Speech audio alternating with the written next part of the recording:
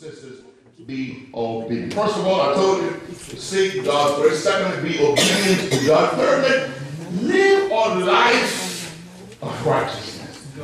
Look, I know we are quick to take that word righteousness and sometimes use it out of context.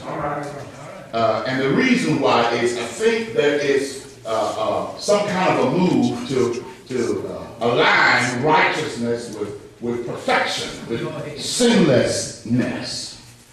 My brothers and sisters, to be righteous simply means to have a right relationship with God. If you're born again, you got that. But not only do you stop there, you keep on growing with God. Look at chapter 7, verse 1. In chapter 7, verse 1, it says, "And the Lord said unto Noah, Come thou and all thy house into the ark." Why, God? Why? "For thee I have seen" what? "Righteous before me in this generation." Now, you can only imagine how many folk there were living on the earth at that time. So you can tell me, out of all those things living on the earth at that time, God looked among them and saw Noah as being righteous. You know, sometimes it's hard to stand out, and sometimes we do stand out. But you know, if I stand out in anything, I hope it's because God says, "I've seen you different from everybody else." We should have more young folk here today, because I would sure tell them, it's okay to be different. Amen. Amen. Amen. It's okay to be different. Can you imagine one man in a whole generation that God saw as righteous? Folk may not like you because you decided to do the right thing, but that's okay. You're right with God. It is He who sees your righteousness. It is He who sees what you're trying to do for Him in His name. And guess what? It is He who will save you when the storms come. Yeah. And that's why I'm very leery of folk who want to roll with them. Because when you roll with them and stuff start happening, for some kind of reason, it just disappears. Go ahead and say it. Go ahead and say it. Show them. The friends at school, the friends or co-workers, whomever, associates, who may be walking with you at one time, you wait until the rain starts falling. Yeah.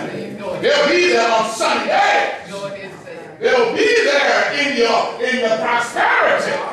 Or they'll disappear in your adversity. And that's because they are fair weather friends.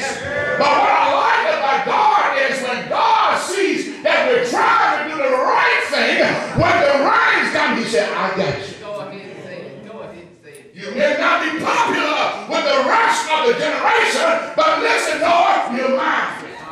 And I don't know what you grab a hell of this, how I feel about it. That other folks may not like Rainsbury, may not love Rainsbury, may not care much for me, but as long as I have favor with God. Go ahead and say it. Go ahead and say it. Show up. Show up.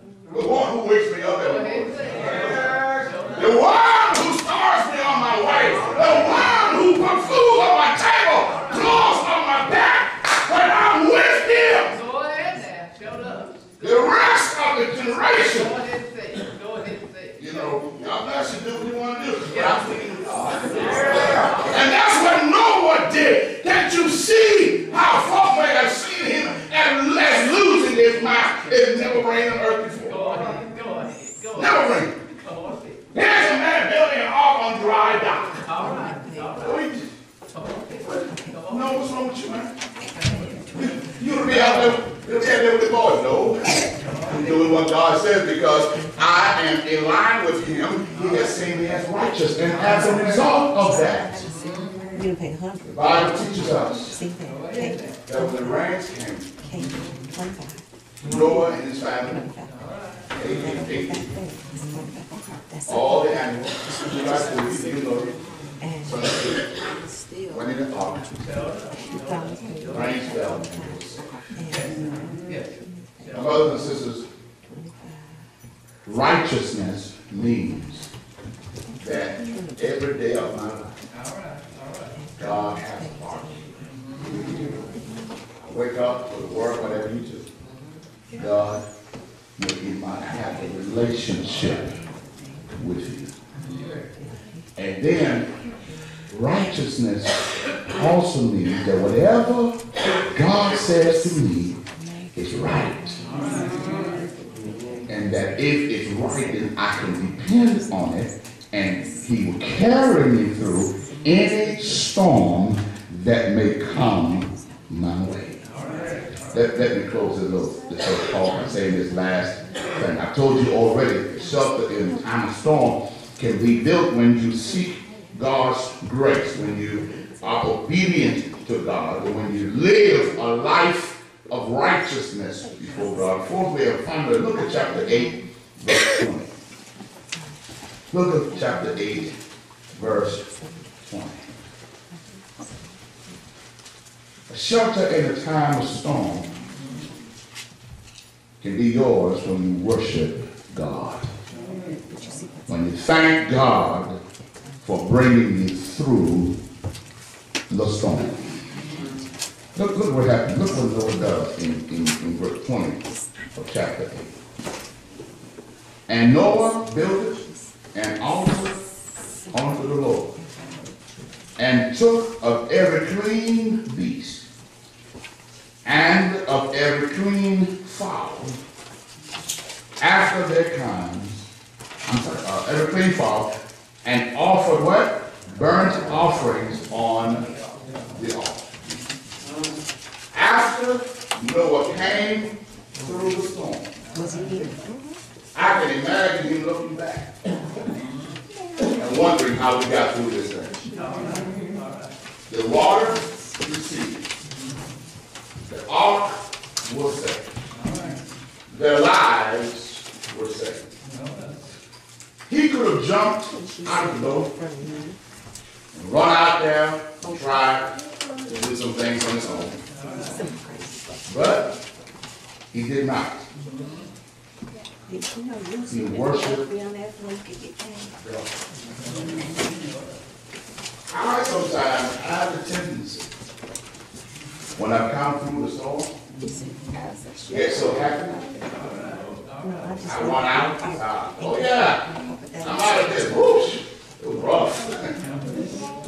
And forget on my knees and say to God, thank you.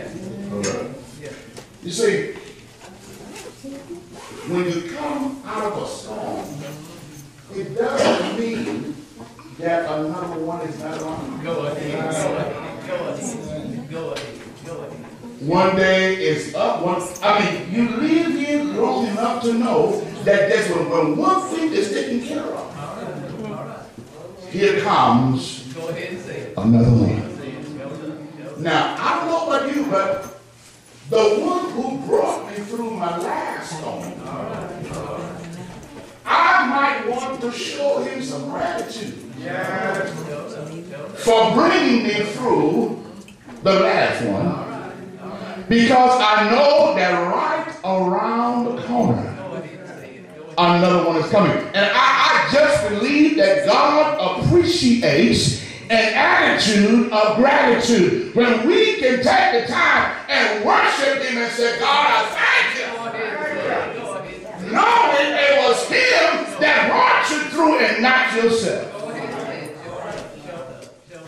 So Noah goes ahead and starts worshiping God. My brothers and sisters, when the waters recede in your storms and you find yourself to be safe, go back to God.